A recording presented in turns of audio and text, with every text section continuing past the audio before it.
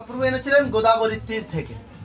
দেখে সার্বভৌম ভট্টাচার্য এনারা চেনেন, কিন্তু রাজা কিন্তু কাউকে চেনেন না।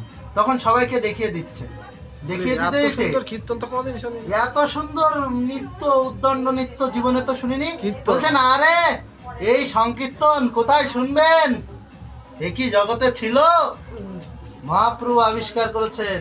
এই মহাপ্রভুরই সৃষ্ট সংকীর্তন এই জগতে ছিল না আগে, সেই কারণে কোথায় পাবেন সংকীর্তন। এখন ইনি হলেন সংকীর্তনের পিতা। বললাম না যে প্রথমে শ্লোকে যে সংকীর্তনৈক পিতারও কমলায় তাক্ষৌ বিশ্বম্বরৌ দ্বিজবরৌ যুগধর্ম পালৌ, তাই সংকীর্তনের পিতা ইনি, তাই ইনি সংকীর্তনের স্রষ্টা। তাই আগে কোথায় পাবেন এই নৃত্য, এই আনন্দ, এই কীর্তন পাবেন না। যখন এই প্রতাপ রুদ্রদেব জানতে পেরেছেন তখন বলছে আহা, আমার সৌভাগ্য হলো না ওই চরণ, ওনার একটু আলিঙ্গন বা ওনার একটু দর্শন পাবো না মহাপ্রভু তখন কিন্তু প্রতাপ রুদ্র রাজাকে কোনোদিন দর্শন দেন। আর এদিকে এই হরিদাস ঠাকুর যখন শুনেছেন ওই তো মহাপ্রভু আসছে, তখন উনি সিংহদ্বারেরও এই পাশে ওখানে আছাড় খেয়ে পড়ে আছেন, যে মহাপ্রভুকে ওখানেই প্রণাম জানাচ্ছেন, যে শুনতে পেয়েছি মহাপ্রভু আছে, অনেকদিন তো দেখি না, তাই এখানে আগে প্রণাম করেন। আর ওদিকে গৌড়ীয় বৈষ্ণবরা সব ওই জগন্নাথ দেবের সামনের থেকে সিংহদ্বার দিয়ে না প্রবেশ করে ওনারা সব দৌড়াতে দৌড়াতে চলে যাচ্ছে। কোথায় যায় কোথায় যায়? তখন প্রতাপ দেব যে জিজ্ঞেস করছে, তখন বলছে ওনারা সব মহাপ্রভুর কাছে যাচ্ছে। বলছে কেন? বলছে গৌড়ীয় বৈষ্ণবের তো এই রীতি, আগে মহাপ্রভুকে দর্শন করবেন, তারপরে মহাপ্রভুর ওখানে যখন ভক্তরা গেছে তখন মহাপ্রভু বলছে এই কাশীনাথ বাণীনাথ, কাশীনাথের ওনারা ছিলেন সেবক। এবার বলছে বাণীনাথ তুমি আনো যত প্রসাদ, আনো জগন্নাথের প্রসাদ বিলি করো ভক্তদের এক্ষুনি। সব না খেয়ে আছে, কষ্ট করে এসছে। যখন এই বলছে তখন সব প্রসাদ নিয়ে বসে গেছে, সবাই খাওয়া দাওয়া শুরু করেছে। তখন প্রতাপ দেব বলছেন যে কি ব্যাপার, যে সব প্রসাদ পাচ্ছে, জগন্নাথ দেব তো না খেয়ে বসে থাকতে হয়, জগন্নাথ দর্শন করলো না, উপবাস থাকলো না, এ কি সব রীতি কোথায় গেল? বলছে মহাপ্রভুর ভক্তের এই তো রীতি, আগে প্রভু দর্শন করেন এবং তারপর প্রসাদ পান। মানে এখানে রীতি হলো আগে জগন্নাথ দর্শন করে প্রসাদ পাওয়া, আর গৌড়ীয় বৈষ্ণবের রীতি হলো আগে মহাপ্রভু দর্শন তারপরে প্রসাদ, তারপরে প্রসাদ পেয়ে ওনারা পাচ্ছে। প্রসাদ আদি পেয়ে সুস্থ হয়ে তাই জগন্নাথকে ডাকতে, প্রসাদ আদি পেয়ে সুস্থ হয়ে গঙ্গা স্নান করে তারপরে আসবে যে এইবার দেখবো জগন্নাথ সুস্থ সবল হই, না হলে এইবারে সেই সময়ে এই গম্ভীরা মন্দিরে যখন উনি আছেন, মহাপ্রভু কিন্তু গম্ভীরা মন্দির থেকে বেরিয়ে ভক্তদের দেখছেন, সব ভক্তদের কাউকে আলিঙ্গন করছেন, কিন্তু মনটা ওনার ওখানে নাই, মনটা পড়ে আছে। বলছে একজনকে তো দেখছি না। তারপরে কিছু কিছু ভক্ত যারা আরো আগে আগে শুয়েছিল, কেউ সিংহদ্বারের সামনে ছিল, কেউ মহাপ্রভুর মস্তক দর্শন করে ওখানেই পড়েছিল, এইভাবে যারা যারা দর্শন করছিল তাদের সবাইকে পরপর দেখতে দেখতে আসছে। আস্তে আস্তে তখন ভক্তরা শুনছে কাকে খুঁজছেন প্রভু, আপনার মন তো এত উতলা দেখিনি, আগেও তো ভক্তরা এসেছে, কিন্তু এবার এত উতলা কেন? তখন বলছেন আরে আমার এক পরম ভক্ত আছে, তাকে তো খুঁজে পাচ্ছি না, এদের মধ্যে পাচ্ছি না। তখন বলছে আরো যাই, হয়তো সে দূরে কোথাও আছে। তখন দূরে, অনেক দূরে সিংহদ্বার ছাড়িয়ে এসে দেখছেন হরিদাস ঠাকুর একা পড়ে আছে, আর সব ভক্তরা ওদিকে প্রসাদ পাওয়া কমপ্লিট হয়ে যাচ্ছে, আর ইনি সেই প্রণাম করে যে পড়েছেন, ওই যে রোদন শুরু করেছেন, এখনো ওঠেনি। তখন যে মহাপ্রভু গিয়ে বলছেন হরিদাস তুমি এখানে, তুমি গেলে না? তখন বলছেন প্রভু এসেছেন, আহা হা হা, আমার কত সৌভাগ্য, আবার আমি ভেবেছিলাম নবদ্বীপ যখন ত্যাগ করেছিলেন আপনার কোনোদিন দর্শন পাব, আপনি আবার দর্শন দিলেন। এই বলে যখন মহাপ্রভু বলছেন এসো হরিদাস কোলে এসো, আলিঙ্গন করি বলে প্রভু দুই বাহু প্রসারিত করে যখন গেছেন, তখন হরিদাস ঠাকুর কি করছেন? হরিদাস ঠাকুর বলছেন না না প্রভু, আমাকে ছোবেন না, আমি হলাম মিলচ্ছ মুসলমান, অস্পৃশ্য, আমাকে ছোঁয়া যায় না, আমি নিচু জাত তো বটেই, তার উপর অস্পৃশ্য। তখন মহাপ্রভু বলছেন যে হরিদাস যে কথাগুলি বলেছিলেন এটুখানি চোখে জল আনার জন্য যথেষ্ট, যে হরিদাস, তোমায় স্পর্শী মুই পবিত্র হইতে, বলছেন তোমাকে স্পর্শ করছি কেন জানো? আমি পবিত্র হব বলে। এই জগতের যত জীব তাদের সবার পাপ ভার তো বহন করতে হয়। তোমার মতো ভক্তের যখন স্পর্শ হবে তখন তো সেগুলো এমনিই দূর হয়ে যায়। আমার হয়তো পাপ লাগে না, কিন্তু তবুও উনি এটা এইভাবে বলছেন। এটার বিশেষ মতবাদরা তারা এরকম ব্যাখ্যা করেন। কেউ বলেন মহাপ্রভুর তো পাপ নাই, কিন্তু তিনি ভক্তের মহিমাকে দেখানোর জন্য তিনি এমন কথা বললেন যে তোমার স্পর্শে মই পবিত্র হই। বুঝুন যে কেমন কথা বললেন মহাপ্রভু। হরিদাস ঠাকুরকে কত মহিমা করে দিলেন, যে হরিদাস ঠাকুরকে উনি স্পর্শ করছেন কেন? নিজে পবিত্র হবেন। তাই হরিদাস তো যখন আলিঙ্গন দেবেন না, মহাপ্রভু জোর করে আলিঙ্গন করলেন, এবং হরিদাস আর সেই মহাপ্রভুর সেই অপরূপ শোভা, যত ভক্তরা প্রসাদ পেয়েছিল তারা সবাই এসে বলছে আহা হা হা, এহেন ভক্ত ভগবানের মিলন আমরা জীবনে দেখিনি। এই যখন হচ্ছে সবাই, মহাপ্রভু একবার ফুঁপিয়ে ফুঁপিয়ে কাঁদছেন, একবার হরিদাস কাঁদছেন, এবং নয়ন জলে তাদের বক্ষ ভেসে যাচ্ছে, একজন অপরজনকে ছাড়তেই ভুলে যাচ্ছেন। সে অদ্ভুত দৃশ্য। তারপরে বলছেন, আমাদের এটা একটু দ্রুত এগোতে হবে। তারপরে বলছেন এই হরিদাস ঠাকুরকে বললেন যে কাশীনাথ, তোমার ওই বাগান বাড়িতে ওখানে এই আমার কাছাকাছি দাও। মানে যে গম্ভীরায় উনি থাকতেন ওই কাছাকাছি, সিদ্ধ বকুলের কাছাকাছি ওখানে একটা কুটির দিলেন হরিদাস ঠাকুর। উনি ওই কুটিরে বসে ভজন করতেন, এবং উনি কি করতেন? ডেলি সকালবেলা উঠতেন, সূর্য দর্শন করে উনি ওখানেই বসে পড়তেন বালুকার উপরে। এখন তো বালুকা দেখতে পাবেন না, এখন ঘর বাড়ি দেখতে পাবেন সব, কিন্তু ওখানে যেমন সমুদ্রের তটে গেলে দেখবেন বালুকা রাশি, সেই বালুকার উপরে একটু বসে দেখবেন, গরমকালে গেলে বুঝতে পারবেন। এখন বালুকা অত গরম হয় না, শীতকাল তো, কিন্তু গরমকালে গেলে ওটা বোঝা যাবে যে এখানকার সাধারণ মাটিটাই কেমন গরম থাকে, আর ওখানকার বালি অসম্ভব গরম হবে। তা ওই বালুকার উপরে বসে বসে উনি হরিনাম করতেন। আর ইনি তো জ্যৈষ্ঠ মাসে গেছেন। জ্যৈষ্ঠ মাস বলছি কেন, ইনি ওই আষাঢ়ের আগে গেছেন। আষাঢ় জ্যৈষ্ঠ, বৈশাখ জ্যৈষ্ঠ, মানে ওই জ্যৈষ্ঠ মাসের দিকে গেছেন। তো এবারে এই সময় প্রচণ্ড দ্রৌত বালুকার উপর। এবারে এর লীলাটা এরকম গরমকালের লীলা বলা হয়। তো উনি একদিন বসে আছেন, হরিদাস ঠাকুর বসে হরিনাম করছেন। ওনার 3 লক্ষ হরিনাম করা কাজ, সারা দিনটা ওই বালুকার উপরে বসে বসে হরিনাম করে, আর পুড়ে টুড়ে যায়, যা হয় তো কোনো ব্যাপার না। তখন মহাপ্রভু একদিন দেখলেন যে হরিদাসের না মনে হয় খুব কষ্ট হয়, আমাদেরও তো গরম লাগে, কষ্ট হয়। তা উনি একদিন বকুল কাষ্ঠ দন্তধাবন করতে দেওয়া হয় জগন্নাথ, সেই বকুল কাষ্ঠের একখানা কাষ্ঠ উনি দন্তধাবন, ওনার কাছে আসতো সব ভক্তেরা এনে দিতে, যে এইটা প্রভুর জন্য পাঠিয়ে দাও, প্রভু দন্তধাবন করবে। তাই উনি ওই জগন্নাথের দন্তধাবন কাষ্ঠ নিয়ে দন্তধাবন করতে করতে হরিদাসের কুঠিরের সামনে গিয়ে উনি ওই বকুলের যে ডালটা এসেছিল ওই ডালটা পুঁতে দিয়েছে, দিয়ে ডালটাকে এমন কৃপা করেছেন সেই ডালটা বিশাল বৃক্ষ হয়ে গেছে। আজও সেই বকুল বৃক্ষ দেখতে হয়। ওই বকুলের নাম এখন সিদ্ধ বকুল, কারণ হরিদাস ঠাকুর 3 লক্ষ নাম করতে করতে নিজে তো সিদ্ধ হয়েছিলেন, ওই গাছটাকেও সিদ্ধ করে ফেলেছে বকুল বৃক্ষ। আর এই সাধারণ বকুল বৃক্ষ নয়, মহাপ্রভু নিজের হাতের বকুল বৃক্ষ। যেমন নবদ্বীপে যাবেন আপনি সেই প্রাচীনকালের খুব নিদর্শন 2-1টা দেখতে পাবেন, কিন্তু এই পুরীধামে বহু নিদর্শন আছে। নিদর্শনের অনেক প্রকার, অনেক নিদর্শন। যেমন বৃন্দাবনে যাবেন কৃষ্ণচন্দ্রের লীলার অনেক নিদর্শন দেখতে পাবেন, সেরকম পুরীধামে মহাপ্রভু বহু লীলা আছে। নবদ্বীপে হয়তো অনেক লীলা প্রকট নাই, আজকে প্রকট নাই, মানে আমরা দেখতে পাই না, কিন্তু ভাগবত ভক্তরা দেখতে পায়। প্রাচীন যে জিনিসগুলো সেগুলো খুব নাই, কিন্তু লীলা চলে, এখনো কোনো কিছুর পরিবর্তন নেই। তা যখন এই বকুল বৃক্ষ তলায় উনি বসে বসে ভজন উনি প্রথমে কি করেছেন, একদিন দেখছেন হ্যাঁ আমি যে জায়গাটায় ভজন করতাম কি হলো, একটা গাছ কোথায় এলো, ওই দিন সকালবেলা উঠে দেখছেন। ভজন করতে বসবেন তার আগে বলছেন কি ব্যাপার এত বড় গাছ, উনি দূরে গিয়ে বসে বসে ভজন করছেন। বলছেন আমি ভজন করলে এই গাছ নিয়ে নেবে, কেন দেবো ভাগ আমার ভজনের, ওই জন্য আমি করবো না। সেই জন্য দেখবেন অনেকে আঙুল দিয়ে তিলক কাটে, কাঠি ব্যবহার করতে।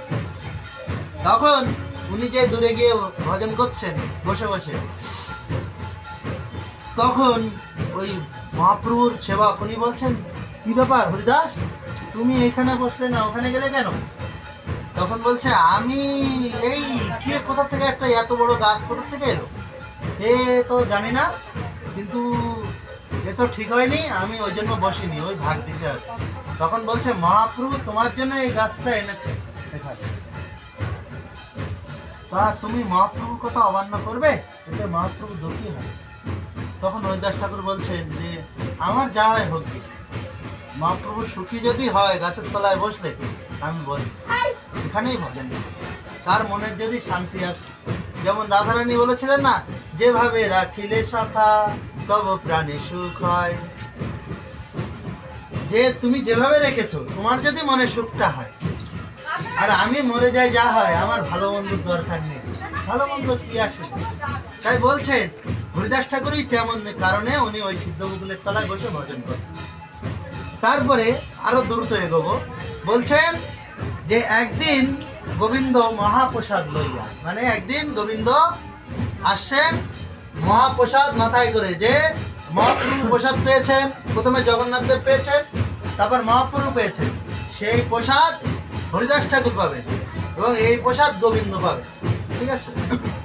তাই মহাপ্রভুর প্রসাদ মাথায় করে নিয়ে আসছেন, মহাপ্রভু প্রসাদ পেয়েছেন, সেই প্রসাদ গোবিন্দ মহাপ্রসাদ মাথায় করে নিয়ে হরিদাস ঠাকুরের কুটিরে প্রবেশ করেছে।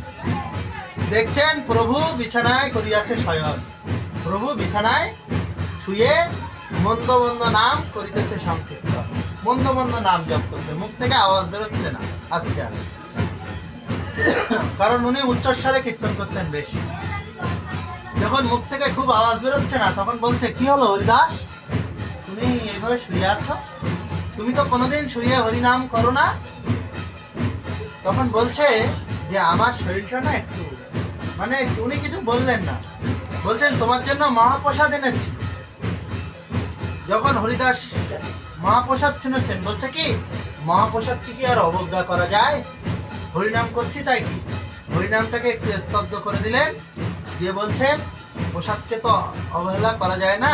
তাই উনি তখন মহাপ্রসাদের করা শুরু করলেন, মহাপ্রসাদে গোবিন্দে নাম ব্রহ্মণি বৈষ্ণবে স্বল্পপূর্ণ বতাং রাজন বিশ্বাস নৈব জায়াতে, শরীর অবিদ্যা জাল জাড়েন্দ্র তাই কাল জীবে ফেলে বিষয় সাগরে, তাহার মধ্যে যোবা তিলম্মায় শুধুমতি তাকে যেতা কঠিন সংসারে, কৃষ্ণ বড় দয়ামায় করিবারে যোবা যায় সপসাদ অন্ন দিল ভাই, সে অন্ন অমৃত বাহ রাধা কৃষ্ণ গুণ বাহ প্রেমে ডাকো চৈতন্য নিতাই।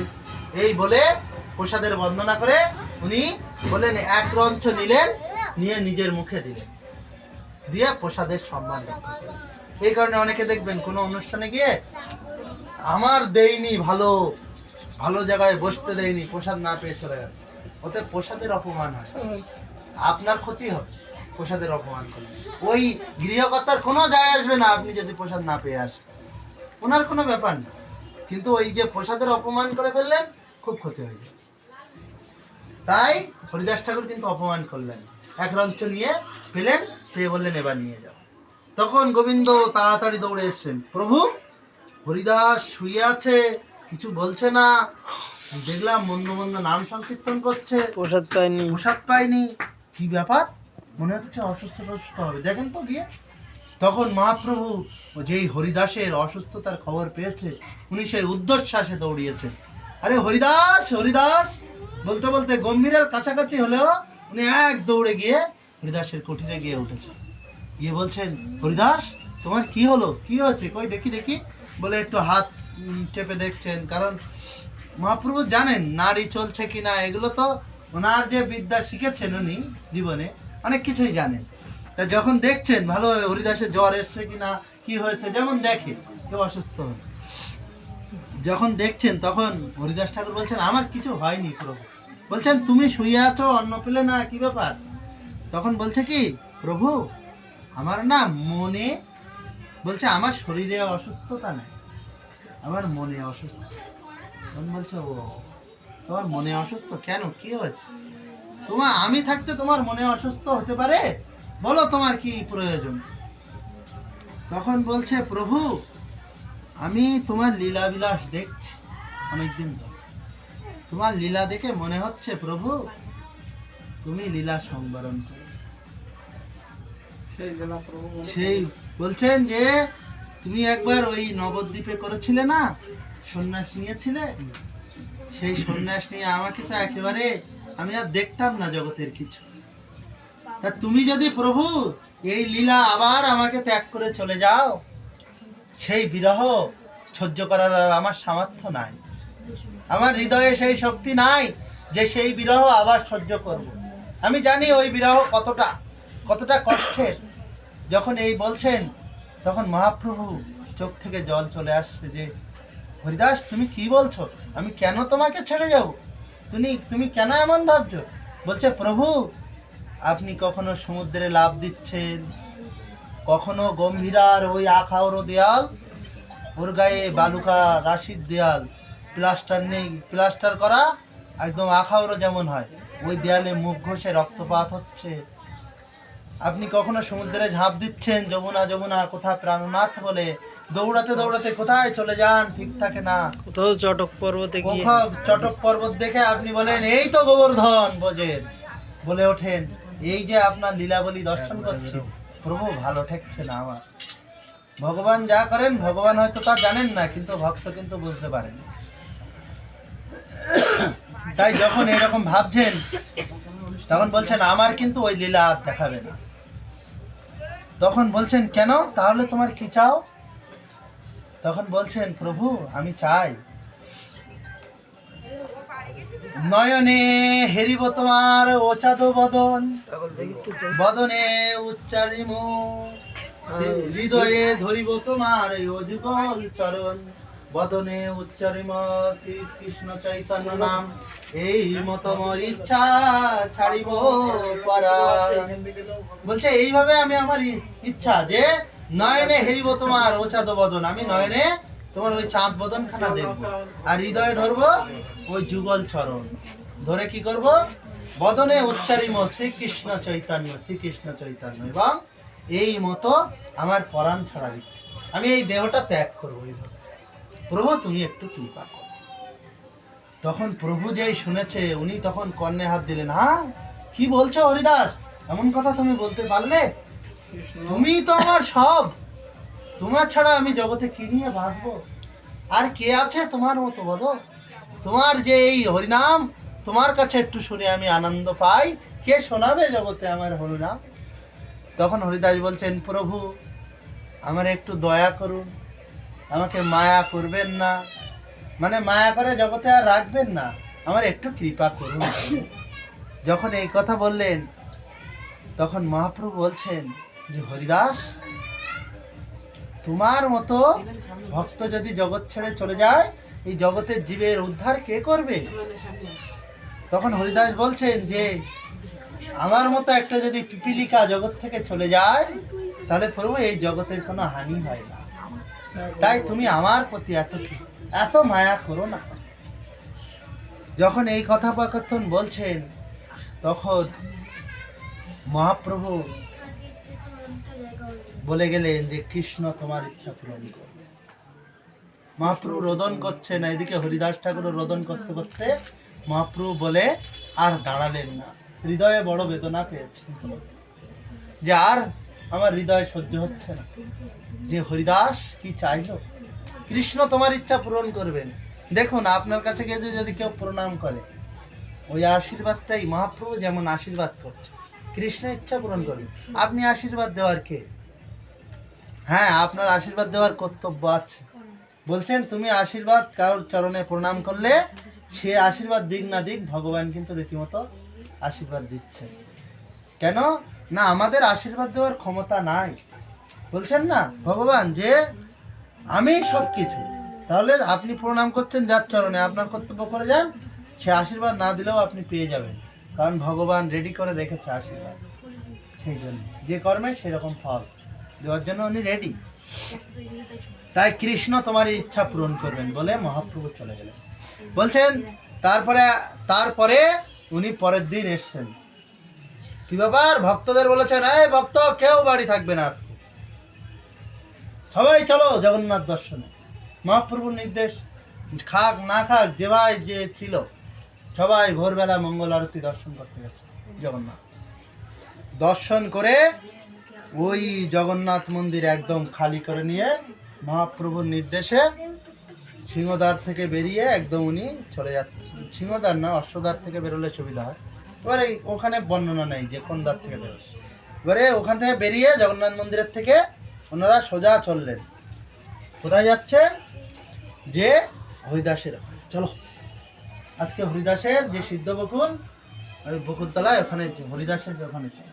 মহাপ্রভু কিন্তু কাউকে জানাচ্ছেন না যে আজকে কি হবে। যখন গেলেন তখন ভক্তরা উদ্দণ্ড নৃত্য করতে করতে, যখন মহাপ্রভুর সাথে আছেন সংকীর্তনের পিতা, তখন কত নৃত্য হতে পারে এবং সুন্দর নৃত্য কীর্তন পরিবেশন হচ্ছে, কিন্তু মহাপ্রভুর সেই আনন্দ নেই। অন্য ভক্তরা খুব আনন্দ করছে। যেমন বলছেন বক্রেশ্বর পণ্ডিত, যিনি গম্ভীরার, যার শিষ্য পরম্পরায় আজও সেবা চলছে, সে বক্রেশ্বর পণ্ডিত ছিলেন নিত্যানন্দের, উনি ছিলেন নৃত্যের শ্রেষ্ঠ। মানে উনি যতক্ষণ বলবেন ততক্ষণ নৃত্য করবেন, ওনার কোনো ক্লান্তি নেই। ওনার 24 ঘন্টা নৃত্য করতে দিলে ভালো হয়। খোরাক মানে সর্বক্ষণ যদি নৃত্য করতে দেওয়া হয় উনি করতে পারেন, এমনই বক্রেশ্বর পণ্ডিত ছিল। তাই এইরকম পণ্ডিত যারা ভক্ত, গোপাল গুরু আদি সবাই নৃত্য করতে করতে যাচ্ছেন। এবং ধুলোয় ধূসর, অনেক লোক নৃত্য করতে করতে যদি যায় কীরকম হয়, ধুলোয় ধূসর হয়ে আকাশ যাচ্ছে, পিছন দিকে যেন এক পাল গরু যাচ্ছে আর পিছনে গোধূলি উঠছে, কারণ উদ্দণ্ড নৃত্য হচ্ছে তো, খুব আনন্দের নৃত্য। এবারে যখন নৃত্য করতে করতে ওই যে সিদ্ধ বকুল, ওখানে গিয়ে মহাপ্রভু একবার ঘুরে এলেন, পরিক্রমা করলেন, আর ভক্তরা এবারে পরিক্রমা করে উদ্দণ্ড নৃত্য শুরু করেছে সিদ্ধ বকুল। যখন এই উদ্দণ্ড নৃত্য হচ্ছে তখন আস্তে আস্তে মহাপ্রভু হরিদাসের কাছে এলেন। হরিদাসের কাছে এসে তখন হরিদাস তো জানেন যে আমি প্রভুকে বলেছিলাম, উনি কী করেন দেখা যাক। এসে উনি প্রথমে কি করলেন, নয়ন দুখানি প্রভুর চাঁদ বদনে দিয়েছে, দিয়ে প্রভুর চরণ দুখানি হৃদয়ে ধারণ করে শ্রীকৃষ্ণ চৈতন্য শ্রীকৃষ্ণ চৈতন্য বলতে বলতে বলতে বলতে উনি ওনার দেহ ত্যাগ করলেন। যখন দেহ ত্যাগ করলেন হরিদাস, তখন ভক্তরা, হরিদাস দেহ ত্যাগের আগে কি করছেন জানেন তো?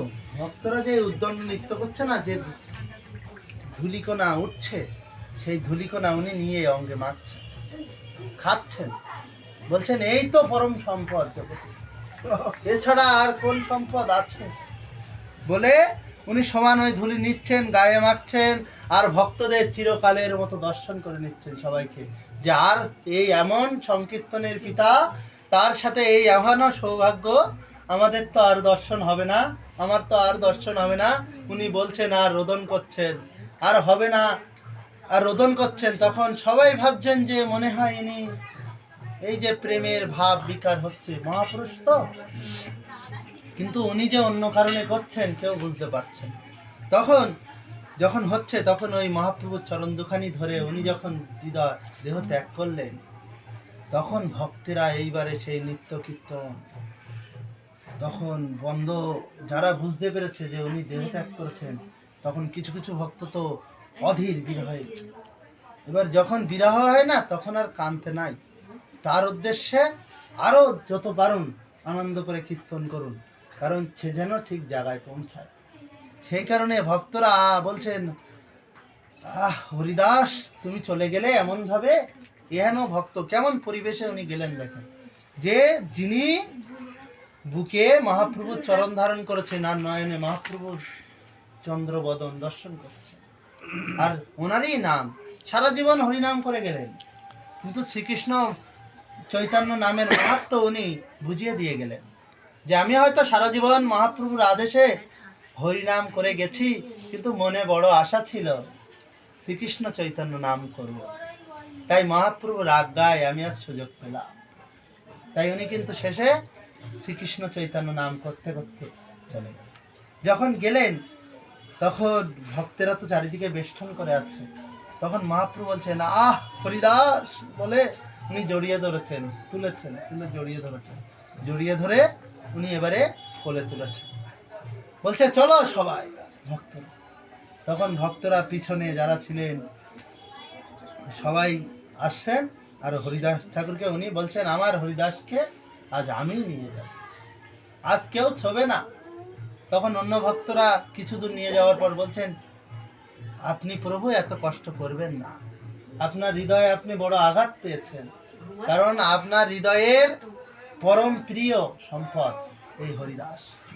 তো আমরা সবাই শয্যা যে বাহনে করে নিয়ে যাওয়া যায় সেই খাট টাইপের ওই বাহন নিয়ে এসে ওনারা ওতে হরিদাসকে শুয়ে দিলে, তখন হরিদাস ঠাকুরকে উনি বলছেন আহা নিয়ে যেও না। উনিও তখন নিত্য কীর্তন করতে করতে সব ভক্তরা শোভাযাত্রা করে একদম সমুদ্রের উপকূলে পৌঁছে গেল।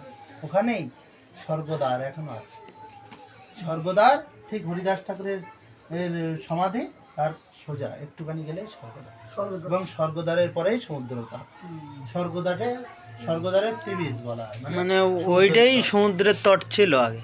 ওটাই সমুদ্রের তট ছিল, মানে যেখানে হরিদাস ঠাকুরের সমাধি ওটাই তট ছিল, এবং উনি সমুদ্রের তটেই ওনাকে সমাধি দেওয়া হয়। তো ওখান থেকে যখন হাঁটতে হাঁটতে ভক্তরা যাচ্ছেন সমুদ্রে, তখন মহাপ্রভু সবাইকে বলছেন হরিদাসের আনন্দ, নির্জনের আনন্দ যেন কখনো না কম হয়। তাই সবাই আনন্দ করতে করতে ওই জলে নেমেছেন। এটা তো সকালের দিকে ঘটছে, এগুলো কিন্তু দুপুরও এখনো ঠিক হয়নি, সকালের আগে 9টা 10টা 8টা এরকম টাইমের ঘটনা। যখন হচ্ছে তখন নামালেন, নামিয়ে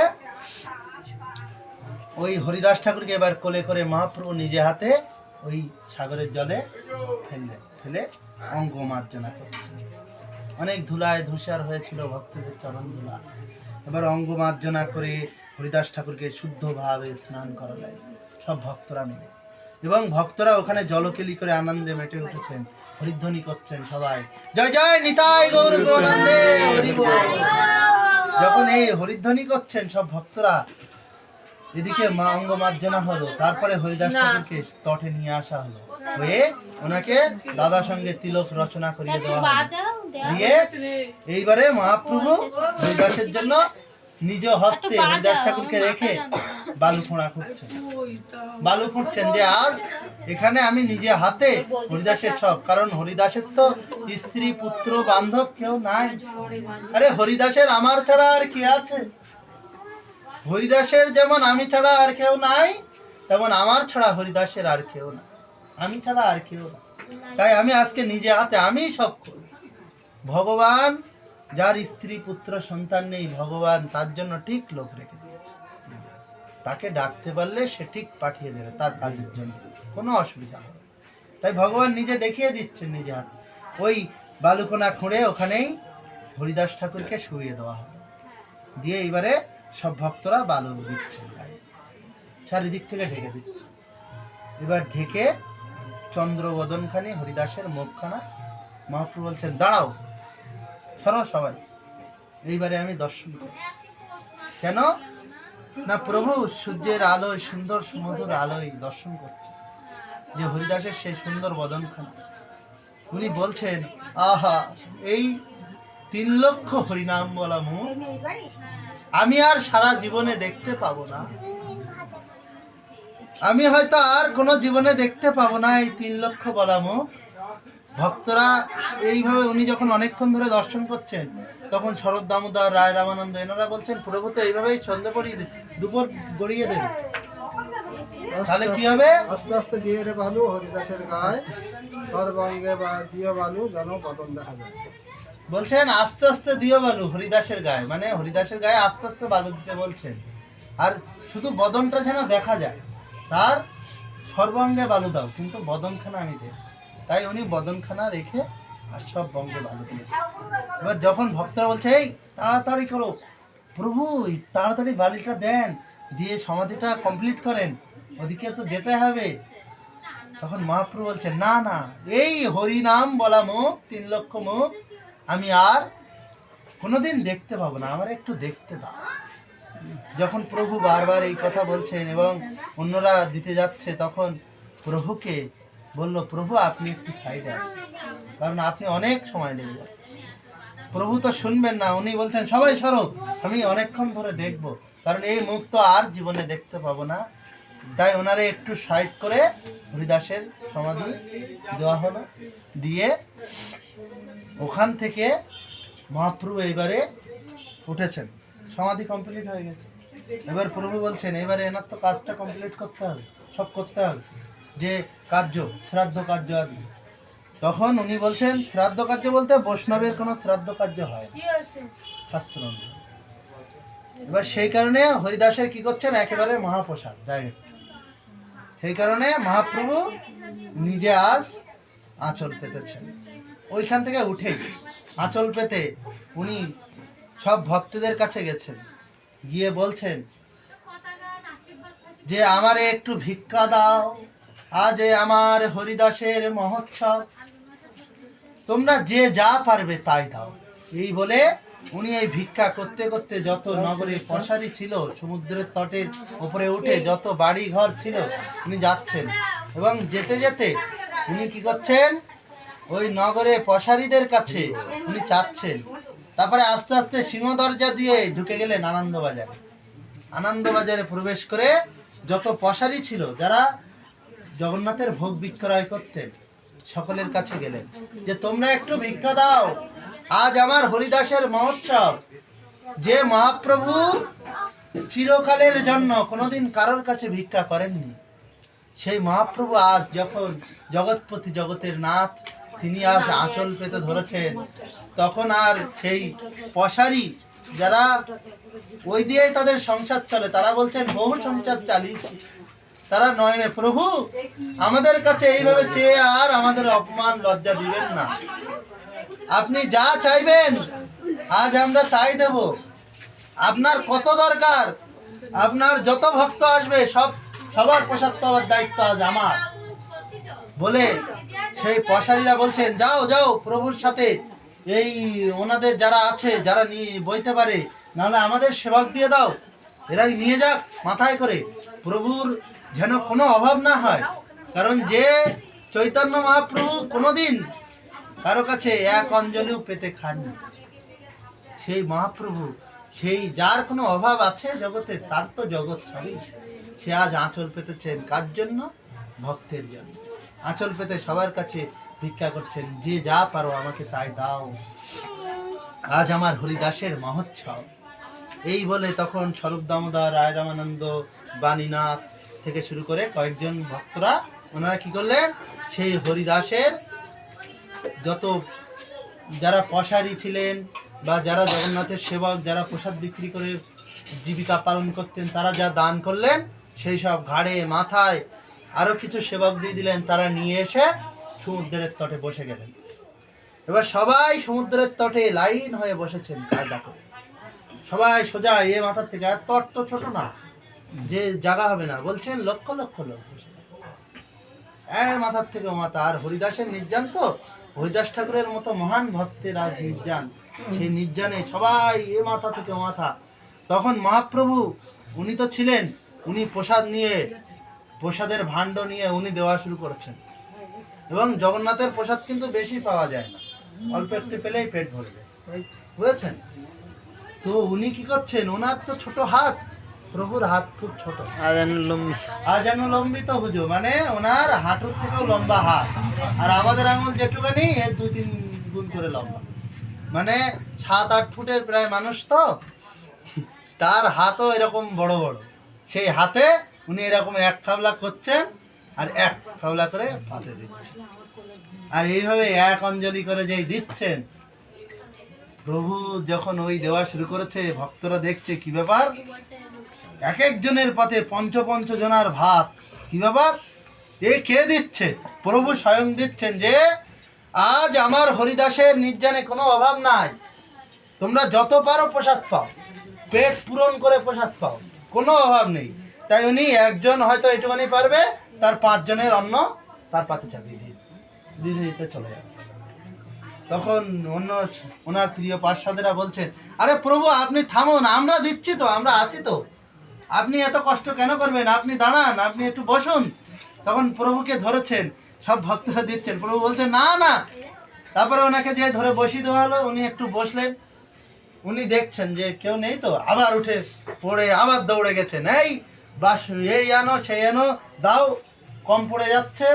যাদের অল্প দেখছেন এমন দিচ্ছে যে এক একজন পেয়ে আর বলছে পাচ্ছি না, তাও দিয়ে যাচ্ছে, মানে এমন অবস্থা, এত পরিমাণ প্রসাদ। তো লক্ষ লক্ষ ভক্ত যখন বসেছে, সবাইকে প্রসাদ দিচ্ছেন প্রভু। এবং যখন সবাই, যত ব্রহ্মানন্দ ভারতী, যারা প্রকৃত ভক্ত, যারা অত্যন্ত মানে পণ্ডিত মানুষ, তারা সবাই বসে আছেন, অন্যান্য ভক্তরা সব বসে আছে, কেউ প্রসাদ মুখে তোলেনি। তখন সর্বদামোদর আদি ওনারা বলছেন, প্রভু আপনি না বসলে না কেউ এক অঞ্জলিও মুখে দেবে না। আপনি যতক্ষণ মহাপ্রসাদের জয়ধ্বনি না দেবেন ততক্ষণ এক অঞ্জলিও কেউ মুখে দেবে না, আপনি একটু বসেন।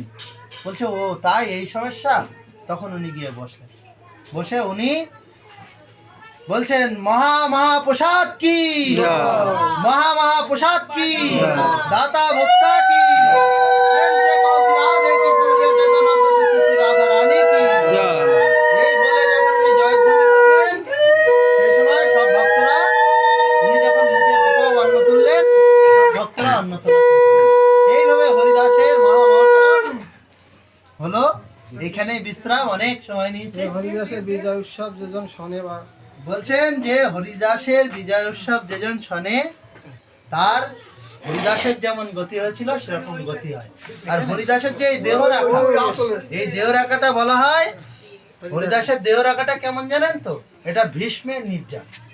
যে ভীষ্মদেব যেমন ভগবানকে সাক্ষাৎ দর্শন করতে করতে দেহ রেখেছিলেন, তেমন হরিদাস ভগবানকে সাক্ষাৎ দর্শন করতে হতো। এবং এর যে শোনে, যার উদ্দেশ্যে এই কথা হয় এবং যে পাঠ করে, সবারই বৃন্দাবন ধাম পায়। আরও গ্রন্থে আছে অনেক মাহাত্ম্য যে এই হরিদাসের শ্রবণে।